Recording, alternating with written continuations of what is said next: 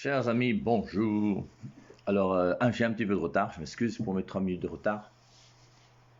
Alors, nous continuons, vous voyez, le thème que j'ai essayé d'afficher, c'est Bible ou Parole de Dieu, comme d'habitude. Et le thème, c'est donc les livres deutérocanoniques. Alors, nous allons réfléchir donc aujourd'hui sur ce qu'on appelle les livres deutérocanoniques. C'est beaucoup de discussions entre les gens, mais bon, c'est toujours intéressant quand même d'essayer de savoir s'il y a une vérité quelque part et où elle se trouve. Alors, pour revenir quand même à cette histoire de Bible et parole de Dieu, je crois que pour nous tous, c'est important de bien distinguer la parole de Dieu de la Bible. Maintenant, je reprends avec vous un petit peu tout ce qu'on a vu comme point depuis qu'on a commencé pour essayer de montrer les limites qu'il y a à revenir uniquement à la Bible. Et donc, je fais un petit résumé que j'ai voulu faire. C'est, premièrement, il faut comprendre que tout n'est pas écrit.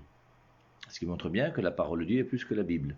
On avait cité, vous les connaissez par cœur aujourd'hui, mais c'est toujours bon de faire des petites révisions. C'est Jean chapitre 20, verset 30-31, Jean chapitre 21, verset 25.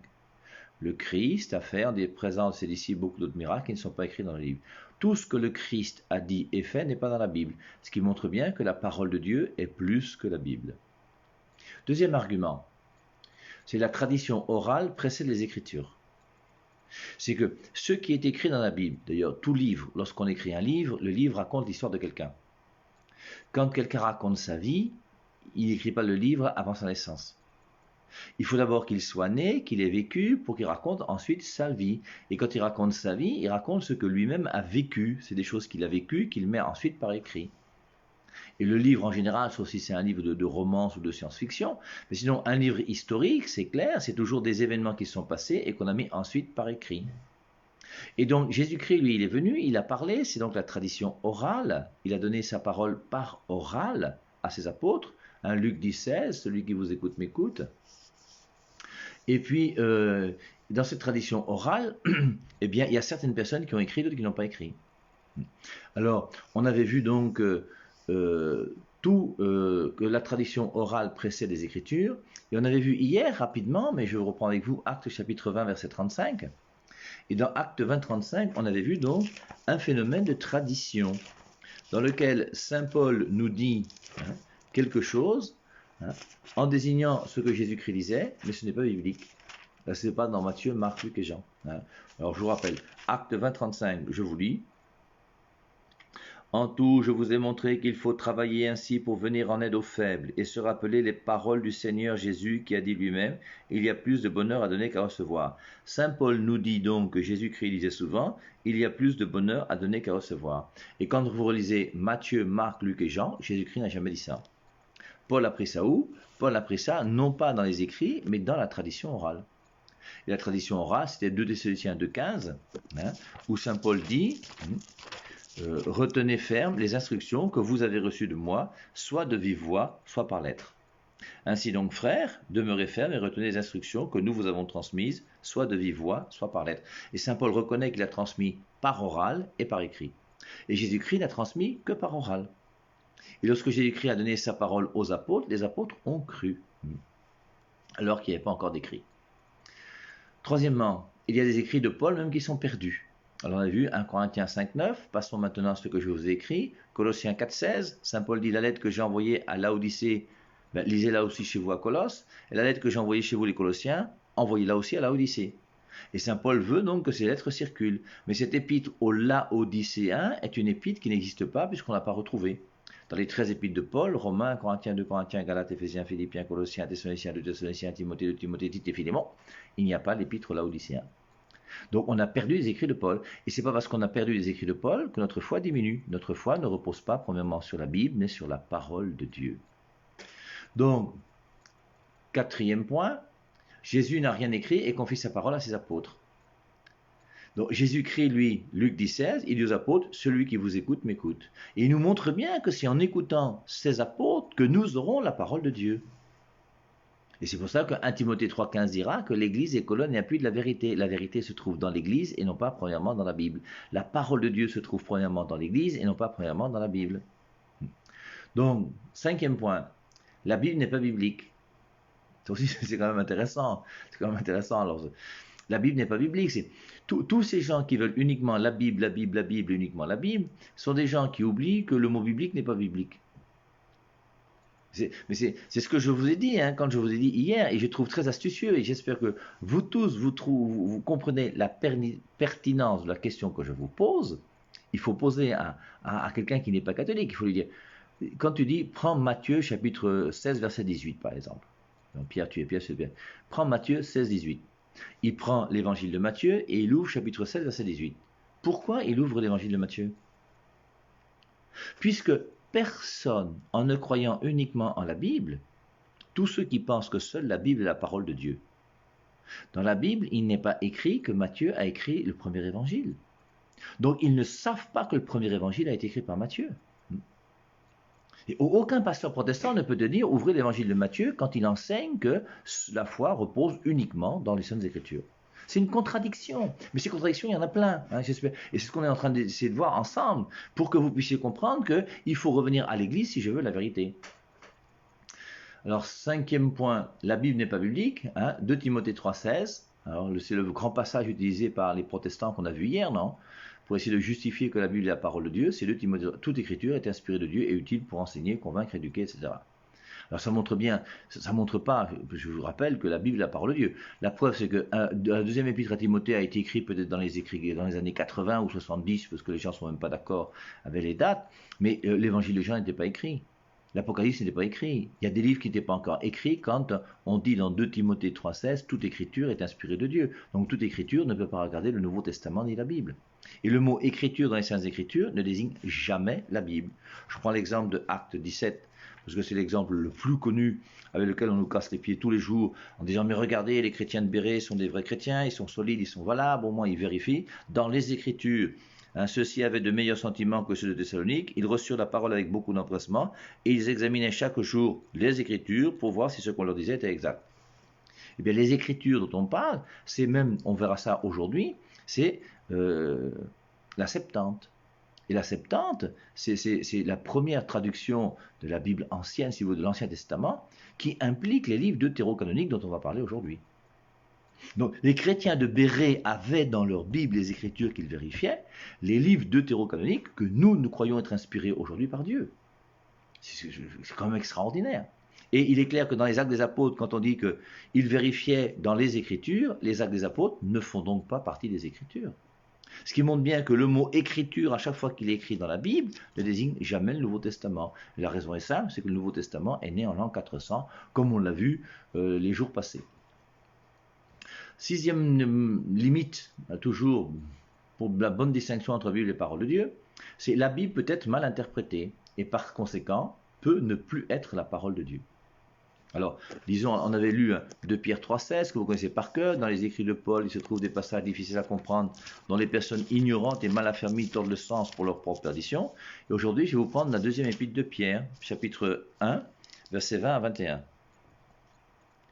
Donc, deuxième épître de Pierre, chapitre 1, versets 20 à 21. Avant tout, sachez qu'aucune prophétie de l'Écriture ne peut être l'objet d'interprétation particulière. Je continue. Car ce n'est nullement par une volonté humaine qu'une prophétie a jamais été présentée, mais c'est poussé par le Saint-Esprit que des hommes ont parlé de la part de Dieu. Alors je reprends, parce que c'est très intéressant comme passage. Avant tout, sachez qu'aucune prophétie de l'Écriture ne peut être l'objet d'interprétation particulière. Tu n'as pas le droit d'interpréter la Bible d'une manière particulière et personnelle. Acte 8:30, on revient à l'eunuque éthiopien. Comprends-tu ce que tu lis? Je n'ai personne pour m'expliquer. Donc il faut que les choses soient claires. Et ce passage montre bien, avant tout, sachez qu'aucune prophétie de l'Écriture ne peut être l'objet d'interprétation particulière. Alors tu as lu, alors on avait pris l'exemple des frères et sœurs de Jésus. Il faut retrouver la vidéo là sur Facebook, là, puis vous la retravaillez pour montrer que c'est vrai. Apparemment, tu peux croire que Jésus-Christ avait des frères et des sœurs, mais ce n'est pas ton interprétation particulière. Et tu cries maintenant, Amen, Alléluia, j'ai découvert la vérité. Quelle vérité, mon frère? Assieds-toi, réfléchis et va à l'école. Et après, bon, ce sera plus facile. Septièmement, les apôtres ont eu la foi et ont cru en la parole de Dieu. Ils n'avaient pas le Nouveau Testament. Les apôtres eux-mêmes ont eu la foi. Ils croyaient en Jésus-Christ, ils croyaient en la parole de Dieu. Mais ils n'ont jamais eu de Nouveau Testament dans la main. Et donc, je peux très bien, sans Nouveau Testament dans la main, être quelqu'un qui a la parole de Dieu. Et les apôtres ont reçu la parole de Dieu directement de Jésus-Christ qui leur parlait, et quand Jésus-Christ leur a parlé, il leur a dit, et ils ont cru. Et maintenant qu'ils ont cru, ils avaient la parole de Dieu, il n'y avait jamais eu le Nouveau Testament, il n'y avait jamais eu l'évangile de Jean, de Matthieu, ça n'existait pas encore. Donc, tout ça pour essayer de bien faire une bonne distinction entre la Bible et les paroles de Dieu. Et je vous rappelle, parce que ce n'est pas à négliger, le jour où vous discutez avec quelqu'un qui n'est pas catholique, la première des choses à faire, c'est essayer de lui montrer, à partir des références qu'il te donne, qu'il y a des références qui disent pas forcément ce qu'il pense. Par rapport aux frères de Jésus, c'est pour ça qu'on a fait un cas d'école, il va vous donner les références qui montrent que Jésus-Christ a des frères et des sœurs. Tu prends les références, toi, qui montrent que c'est pas si simple que ça à comprendre. Et quand tu auras fait ça une fois ou deux avec les gens des autres églises, eh bien après ça, tu verras qu'ils vont se poser des questions, et c'est à ce moment-là qu'il faut donner le dernier coup de hache à l'arbre pour qu'il tombe, en faisant distinction entre Bible et parole de Dieu. Et c'est pour ça que ces arguments que je vous ai donnés, alors c'est bien, c'est une vidéo, vous pourrez la prendre, mais ces 7 arguments, pour moi, sont importants. Et c'est ces arguments qui vont quand même mettre le doute dans la tête de tous ceux à qui on a enseigné que seule la Bible est la parole de Dieu, ce qui n'a pas de sens, et ce qui ne vient pas de Jésus-Christ ni de la Bible. C'est l'enseignement d'un homme, c'est une tradition humaine, mais qui a pris beaucoup de place aujourd'hui et qui fait que on croit des choses qui ne sont plus celles de Jésus-Christ, mais celles d'un homme qui s'appelle Martin Luther. Alors, aujourd'hui, après tout ça, après ces 7 petits points, je veux faire un constat qui est bizarre, vous voyez, c'est que tous ceux qui pensent que seule la Bible est la parole de Dieu, ce qui est une hérésie, comme je vous l'ai dit, ont tous une Bible diminuée, que moi j'appelle la Biblette. C'est curieux de voir que tous ceux qui ne sont non catholiques et qui croient que seule la Bible est la parole de Dieu ont une autre erreur, c'est qu'ils ont une Bible diminuée qui a 66 livres. Et la raison, c'est laquelle?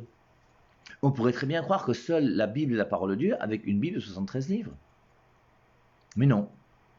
Et ceux qui croient que seule la Bible est la parole de Dieu sont des gens qui ont une Biblette, une Bible diminuée. C'est ce qu'on va voir tout à l'heure. Et je crois que la seule raison, pour moi la seule que je vois, s'il y en a d'autres il faudra me dire, c'est que c'est un enseignement qui est donné par un seul et même homme qui s'appelle Martin Luther. C'est Martin Luther qui a enseigné sola scriptura, seule la Bible est la parole de Dieu. Et c'est lui qui a enseigné que les livres deutérocanoniques sont des livres qui ne sont pas inspirés par Dieu. Et les protestants appellent apocryphes, donc livres non inspirés par Dieu, des livres qui sont inspirés par Dieu.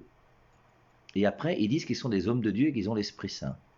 Je ne sais pas quel Esprit Saint et je ne sais pas comment on peut affirmer des choses pareilles. C'est quand même très très gênant. Alors maintenant, allons-y pour essayer de comprendre ces livres deutérocanoniques. Alors les livres deutérocanoniques, pour faire bref, c'est la différence de livres qui existent entre la Biblette et la Bible. Nous, notre Bible a 73 livres. La Bible des protestants et de tous les petits frères des protestants, je veux dire de tous ceux qui sont non catholiques en dehors des orthodoxes, sont des gens qui ont uniquement 66 livres dans leur Bible. Et on a enlevé donc ces livres deutérocanoniques. Alors qu'est-ce que c'est que ces livres deutérocanoniques? Pour comprendre, vous voyez, première des choses, il faut se rappeler que Dieu a parlé au peuple d'Israël. Et lorsque Dieu a parlé au peuple d'Israël, il a parlé dans la langue du peuple d'Israël. Si Dieu vient te parler, il va te parler dans ton patois. Pour nous les catholiques, lorsque la Vierge Marie est apparue à Bernadette Soubirous à Lourdes, elle a parlé dans le patois de Bernadette Soubirous. Et lorsque Dieu veut te dire quelque chose, il parle dans ton patois. Si Dieu vient te voir en te disant forcément tu comprends rien. Et c'est que Dieu est bête, que les choses soient claires. Or, si Dieu veut te dire quelque chose, forcément il va te dire quelque chose que toi tu peux comprendre. Et c'est pour ça que Dieu a parlé dans le patois, dans le langage des gens à qui il s'adressait. Lorsque dans Exode chapitre 20, on nous dit que Dieu a écrit les 10 commandements, c'est clair que les 10 commandements qu'il a écrits sur les 2 tables de pierre qu'il a donné à Moïse, mais il a écrit dans un langage que les gens pouvaient comprendre. S'il avait écrit une langue que personne ne peut comprendre, ça aurait été très compliqué. Et c'est pour ça donc que Dieu a parlé à Abraham, il a parlé à Abraham dans le langage d'Abraham, il a parlé à Moïse dans le langage de Moïse. Il a parlé avec David, les rois, dans le langage de ces gens-là. Et donc les premiers textes que nous avons qui nous disent le lien entre Dieu et son peuple sont des textes qui sont en une langue qu'on appelle l'hébreu. Et on a donc 39 livres qui sont écrits en hébreu et qui racontent le début de l'histoire du peuple de Dieu avec le peuple d'Israël. Et ça va durer donc jusqu'à la période de l'an 300 avant Jésus-Christ. Parce que si vous vous rappelez un petit peu les cours d'histoire, en 300 avant Jésus-Christ, il y a eu une grande hégémonie dans le monde à travers un homme qui s'appelle Alexandre le Grand. Et Alexandre le Grand, qui était grec, va essayer d'annexer tous les pays qu'il pourra, et donc il va annexer beaucoup de pays. Et à ce moment-là, les pays annexés par l'Empire grec vont eux aussi commencer à parler grec. Et c'est pour ça qu'à partir de la date de l'an 300, nous aurons d'autres livres inspirés par Dieu qui va continuer à parler à son peuple. Et ces livres vont apparaître maintenant en grec et non plus en hébreu. Et donc c'est pour ça, donc qu'est-ce qui va se passer? C'est que maintenant que les Grecs sont confrontés aux Israélites, ils connaissent le peuple d'Israël, ils connaissent cette relation spéciale que Dieu a avec son peuple, mais dans des textes qui sont des textes en hébreu. Eh bien, pour comprendre ces textes en hébreu, ils vont demander donc à, suivant la tradition, 70 ou 72 personnes, à qui ils vont remettre ces textes hébreux, ils vont les envoyer chacun dans une maison quelque part pour qu'ils aillent travailler, et ils vont tous rapporter une traduction de ces textes hébreux en grec. Et comme ils étaient 70 à faire cela, on appelle ça la Septante. Les 70 ou les 72 personnes qui ont traduit donc ces 39 livres hébreux en grec. Voilà l'origine de la Septante. Et on s'est aperçu que tous ces traducteurs, malgré le fait qu'ils soient dans des maisons bien différentes les unes des autres, quand on a regroupé le travail, la traduction était pratiquement identique. Et voici donc la première apparition de ce qu'on appelle la Septante. Et la Septante, c'est donc la traduction de 39 livres hébreux en grec. Et maintenant que Dieu a continué, lui, à parler au peuple d'Israël en grec, on a 7 livres en plus qui apparaissent uniquement en grec, mais qui ne sont pas écrits en hébreu. Ce qu'on appelle les 7 livres deutérocanoniques. Les 39 premiers livres qui sont en hébreu et qui ont été traduits dans la Septante, on appelle ça les livres proto-canoniques. Donc il y a les livres proto-canoniques qui sont les 39 premiers livres, plus les livres deutérocanoniques qui apparaissent uniquement en grec et non pas en hébreu, puisqu'ils sont nés à l'époque où Dieu parlait plutôt hébreu parce que le peuple parlait grec parce que tous étaient devenus grecs à cause d'Alexandre le Grand. Et donc, la Septante, qui était d'abord les 39 livres hébreux traduits en grec, est devenue la Septante. On a inclus dans la Septante les 7 livres deutérocanoniques. Et la Septante, donc ce qu'on appelle la Septante habituellement, c'est la traduction des 39 livres plus les 7 livres deutérocanoniques. Voilà l'Ancien Testament qui est là en place. Alors maintenant, ce qui va se passer, c'est quoi? C'est que les Juifs, eux, qui refusent Jésus-Christ, c'est à cause d'eux quand même que Jésus-Christ a été condamné par Ponce Pilate, comme vous le connaissez l'histoire. Bien, ils vont se retrouver ensemble, et en se retrouvant ensemble, ils vont essayer de voir quels sont les livres qui sont inspirés par Dieu. Et j'ai envie de dire, c'est vers l'an 100, au concile de Jamnia, que les Juifs, donc après Jésus-Christ, vont essayer de se retrouver ensemble pour dire, avec cette Septante, nous on est un peu perdus, quels sont les livres qui sont réellement des livres qui sont inspirés par Dieu pour nous les Juifs, et les Juifs vont reconnaître uniquement les 39 livres en hébreu comme étant des livres inspirés par Dieu. Et c'est là on va commencer à faire la division entre les 39 livres d'un côté et pour nous les 46 que nous avons toujours gardés depuis toujours. Et ensuite donc ce qui va se passer c'est que le Nouveau Testament va arriver, nous avons bien ces 46 livres qui sont là en grec dans la traduction de la Septante, et la Septante c'est ces écritures-là que vérifiaient Actes 17-11 les chrétiens de Bérée. Si vous voulez, vous allez sur un site qui s'appelle Philosophie du christianisme. Et dans Philosophie du christianisme, vous cherchez deutérocanonique. Vous verrez beaucoup de choses très très intéressantes. Et donc, après ça, qu'est-ce qui va se passer? Eh bien, le Christ est venu, l'Église va être très persécutée. Vous savez donc que les premiers chrétiens vont être martyrisés. Énormément de chrétiens seront martyrisés. Les apôtres d'ailleurs vont tous être martyrisés, sauf Jean qui va mourir, mais en exil, parce qu'il est aussi martyrisé quelque part, même si ce n'est pas physique. Et donc, jusqu'en l'an 313, il y a énormément de persécutions. Néron, Dièse, Dioclétien, tout ça. On frappe sur les catholiques, on tue les catholiques, parce qu'ils ont une foi qui n'est pas une foi conforme à Rome, toutes ces choses. Et donc, on va trouver donc, nos chrétiens catholiques qui vont être persécutés, donc ils vont se cacher, c'est difficile, ils vont être persécutés. Et en 313, on a un empereur qui s'appelle l'empereur Constantin, dont la maman s'appelle Sainte Hélène, c'est elle qui ira donc à Jérusalem, découvrir les lieux saints et construire les premières églises à Bethléem ou à Jérusalem. Sainte Hélène qui va retrouver la croix du Christ d'ailleurs à Jérusalem. Et son fils, donc Constantin, va écrire un édit en 313, qu'on appelle l'édit de Milan, qui va dire qu'à partir d'aujourd'hui, maintenant, l'Église catholique, vous ne serez plus persécutés. Et l'empereur Constantin, donc, permet à l'Église catholique d'avoir pignon sur rue, de pouvoir vivre sans être persécutée. Et donc, c'est à partir de 313 que l'Église va commencer à s'organiser. C'est pour ça qu'en 325, il y aura le premier concile, qui est le concile de Nicée, suivi en 380 du concile de Constantinople.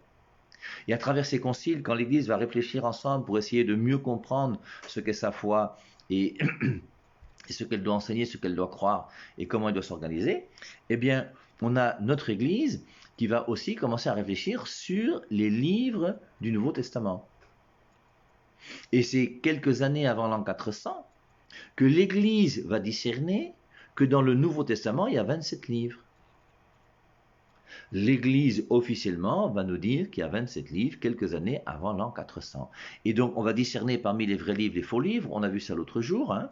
Il y a des, je vous rappelle 2 Thessaloniciens 2, il y a des lettres qui sont attribuées à Paul mais qui ne sont pas de Paul. Donc il y a des fausses lettres de Paul qui circulent. L'Église va être obligée de trancher entre les vrais écrits de Paul et les faux écrits de Paul. J'ai même pris avec vous, j'ai trouvé pour vous là ce matin, si vous voulez, j'ai pris juste la liste des livres apocryphes. Donc des livres qui n'ont pas été reconnus comme étant les 27 livres du Nouveau Testament. Et parmi les livres apocryphes, je prends uniquement les évangiles. Il y a plein d'actes, des actes de Paul, de Pierre, vous avez énormément. Je vous dis uniquement les évangiles apocryphes qui existent pour le Nouveau Testament.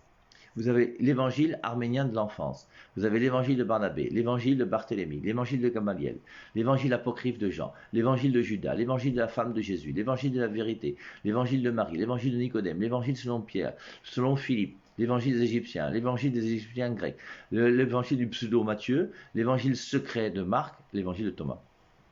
Voici déjà une liste uniquement des faux évangiles qui circulaient même à l'époque. On ne savait pas trop quels étaient les vrais documents qu'on devait garder. Et l'Église, qui a reçu la parole de Dieu et qui a autorité de la part de Dieu pour donner la parole de Dieu au monde, va se discerner. Parmi tous ces livres, qu'est-ce qu'on fait? Bien, on va prendre ceux qui sont valables et ceux qui ne sont pas valables, on va les mettre de côté. Et l'Église va discerner qu'il y a 27 livres qui sont inspirés par Dieu et tout le reste sont des livres apocryphes qui ne sont pas inspirés par Dieu. Ce qui montre bien que qui a autorité pour nous dire le nombre de livres qui sont inspirés par Dieu ou pas, c'est bien l'Église.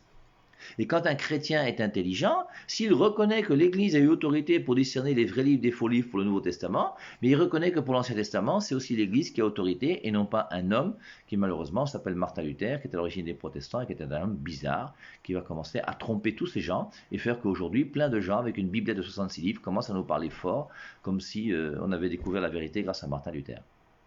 Alors, l'Église va discerner 27 livres dans le Nouveau Testament, et à ce moment-là, qu'est-ce qu'elle va faire? Une fois qu'elle va déterminer la liste des 27 livres du Nouveau Testament, puisqu'on a les 46 livres de l'Ancien Testament qui sont plutôt en grec, maintenant on commence à parler latin, et on va confier à un homme qu'il faut connaître, qui s'appelle Saint Jérôme de Stridon, et Saint Jérôme de Stridon partira même à Bethléem pour traduire ses écrits, pour être auprès des Hébreux, pour avoir une meilleure compréhension des Saintes Écritures, et donc Saint Jérôme va traduire la première Bible, vraiment la Bible complète, de la Bible, quoi, en 73 livres en l'an 400. Et cette traduction, nous l'appelons la Vulgate. Et la Vulgate, c'est la traduction latine de Saint Jérôme en l'an 400, dans lequel il y a les 46 livres de l'Ancien Testament de la Septante, plus les 27 livres du Nouveau Testament que l'Église a discernés comme étant inspirés par Dieu. Si bien que nous, les catholiques, nous avons une Bible de 73 livres depuis l'an 400. Tous ceux qui vous disent que les catholiques ont ajouté des livres à la Bible sont des ignorants. Ils doivent aller à l'école. Ils doivent étudier un peu, ils doivent chercher, ils vont voir. Et depuis l'an 400, donc, il y a 73 livres dans la Bible. Et nous avons, nous les catholiques, 73 livres dans la Bible depuis cette période-là. Maintenant, qu'est-ce qui va se passer? On a Martin Luther qui va venir. Alors, ce sera un religieux, il sera moine, il va faire vœu de pauvreté, chasteté, obéissance. Il va entrer dans un monastère chez les Augustins. Il aura une vocation qui est un peu bizarre, puisque lui-même dit que c'est lors d'un orage, il était sous un arbre, et puis il y avait un orage terrible, et il a dit, Sainte Anne, à l'époque il croyait au saint, Sainte Anne, si je sors de cet orage, eh bien je vais devenir moine. Et je crois que quelques semaines plus tard, il est entré au monastère, chez les Augustins. Ses amis ont donc été surpris, il a fait un repas avec eux pour leur annoncer qu'il partait au monastère. Et au monastère, donc 2 ans plus tard, il va être ordonné prêtre. Donc une formation assez rapide, sans doute même un petit peu déficiente. Et il va donc commencer à avoir des idées un petit peu bizarres, il va commencer à avoir une doctrine bizarre, et il va traduire la Bible, et en traduisant la Bible, il va traduire le Nouveau Testament, je crois, en 1521, et je pense qu'il va traduire la Bible en 1534. Et dans sa traduction de la Bible en 1534, il va écrire, alors il va traduire la Bible de 73 livres. Martin Luther, le fondateur des protestants, avait une Bible de 73 livres. Martin Luther n'a jamais eu une biblette de 66 livres, jamais. Et la raison, c'est laquelle? C'est que la seule Bible qui existait quand Martin Luther a commencé à faire ce qu'il a fait, son désordre, la seule Bible qui existait, c'est la Bible de 73 livres. Donc il n'a pu traduire que la Bible de 73 livres. Il ne va pas prendre 2 livres ou 3 ou 4. Vous pouvez prendre que la Bible qui existait. Il a pris la Bible qui existait, que nous avons depuis l'an 400, comme je vous ai dit. Et donc il va traduire cette Bible en allemand, et il va dire dans les livres introductifs que pour lui, les livres deutérocanoniques peuvent être intéressants, peuvent être édifiants, mais ne sont pas inspirés par Dieu. Et Martin Luther, cet homme, va enseigner que ces livres ne sont pas inspirés par Dieu.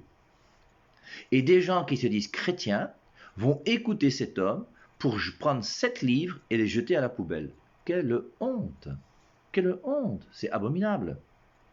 Et c'est pour ça que vous, protestants et pentecôtistes, là, j'espère que vous m'écoutez, mais faites vous-même votre recherche. C'est quand même grave de dire qu'on croit en Dieu et prendre 7 livres que Dieu nous donne et de les mettre à la poubelle. Ça n'a pas de sens. Et moi, ça m'horripile. C'est pour ça que je mène ce combat pour que les gens puissent découvrir la vérité. Et donc, Martin Luther lui-même donc, a traduit donc, ses 73 livres en allemand, et il a dit donc qu'il y a 7 livres, les livres deutérocanoniques, qui ne sont pas inspirés par Dieu. Et alors maintenant, c'est en 1826. Alors, je vous lis, j'ai trouvé ça, j'ai mis du temps à chercher, hein. J'ai mis beaucoup de temps à chercher, à trouver cette chose. Et j'ai trouvé ça dans un... Alors, si vous voulez, vous cherchez sur le net, vous cherchez muséeprotestant.org. Et dans muséeprotestant.org, il y a barre notice, barre le mouvement des sociétés bibliques 2. Et dans le mouvement des sociétés bibliques 2, vous trouverez ce texte que je vous lis. Au XIXe siècle, les sociétés bibliques cherchent à diffuser la Bible le plus largement possible et au coût le plus bas possible. Cette contrainte, conjuguée à la position des revivalistes selon laquelle il ne faut pas ajouter de parole humaine à la parole de Dieu, finit par entraîner la société britannique à supprimer les deutérocanoniques dès 1826. Cette société est celle qui diffuse le plus de Bibles à l'époque, et malgré la résistance pendant quelques années de la Société biblique de Paris, donc les gens de France n'étaient pas d'accord avec les Anglais, l'habitude de la suppression des livres deutérocanoniques dans les Bibles protestantes prend le dessus au cours du XIXe siècle. Donc c'est en 1826, il n'y a même pas 200 ans, que les protestants ont une Bible dans laquelle ils ont arraché et jeté à la poubelle 7 livres inspirés par Dieu. Alors, c'est bien de tout replacer toujours dans son contexte, de chercher la vérité, c'est très important. Et il faut alors, on ne dit pas ça pour dénigrer les autres, c'est pas ça, moi ça me fait de la peine de voir que nous avons des gens qui suivent la doctrine de Martin Luther. Et je vous rappelle que le but de mon combat, moi, il y en a un seul. C'est qu'il y a une seule église voulue par Jésus. Et c'est dans cette église voulue par Jésus que tu trouves les meilleurs moyens de sanctification. Comment un témoin de Jéhovah va se sanctifier aujourd'hui? Il ne croit même pas que l'Esprit Saint est Dieu. Il reçoit un baptême par immersion totale dans l'eau, au nom du Père, du Fils et de l'Esprit, mais ignore que la Trinité est Dieu. Donc leur baptême est un baptême qui ne vaut rien, qui est invalide. Nos frères protestants ont une scène à laquelle ils vont assister le dimanche de temps en temps. Le pasteur protestant ne peut pas transformer le pain dans le corps du Christ parce que Martin Luther a refusé le sacrement de l'ordre. Les protestants aujourd'hui n'ont plus que 2 sacrements alors que dans l'église de Jésus-Christ il y a 7 sacrements. Pourquoi se priver de cette grâce de Dieu quand on peut la recevoir? Et au bout d'un moment, donc, c'est important qu'on puisse réfléchir simplement pour essayer de voir s'il y a une vérité quelque part et où se trouve cette vérité. Alors, je souhaite que vous, je ne sais pas s'il faut appeler le fan club du PAV Marie, mais en tout cas, vous qui cherchez la vérité, n'hésitons pas à pouvoir, premièrement, ne plus jamais avoir peur d'être catholique. En tant que catholique, forcément, mon site qui a commencé à reprendre, on a 358 abonnés aujourd'hui, j'espère que bientôt on arrivera aux 10 000 qu'on a perdus, hein, et je compte sur vous pour faire connaître mon site, s'il vous plaît, merci. Je reçois forcément des réponses de gens qui sont insultants, grossiers, qui pensent connaître beaucoup, mais en général, s'ils ne quittent pas le site, après 2, 3, 4, 5, 6 mois, ils commencent à réfléchir un peu et à se dire que peut-être que c'est pas si idiot que ça. En tout cas, mes amis, aimons la vérité. Soyons capables de défendre la vérité, aimons nos frères chrétiens quels qu'ils soient. Je vous rappelle que toute personne qui aime Jésus-Christ est mon ami, mais n'hésitons pas non plus à pouvoir dire la vérité, parce que la vérité nous rendra libres. Sur ces bonnes paroles, le confinement commence à nous pomper l'air, en tout cas moi c'est le cas, ça commence à me fatiguer, et on n'a pas le choix, non? Heureusement que d'ici quelques jours, eh bien on pourra déjà au moins faire les 100 km, et j'attends avec impatience que Air France puisse envoyer un avion pour que je puisse retourner voir mes amis au Camer. Sur ces bonnes paroles, je vous dis à tous à bientôt et à demain matin lorsqu'il sera 10h30. Bye bye.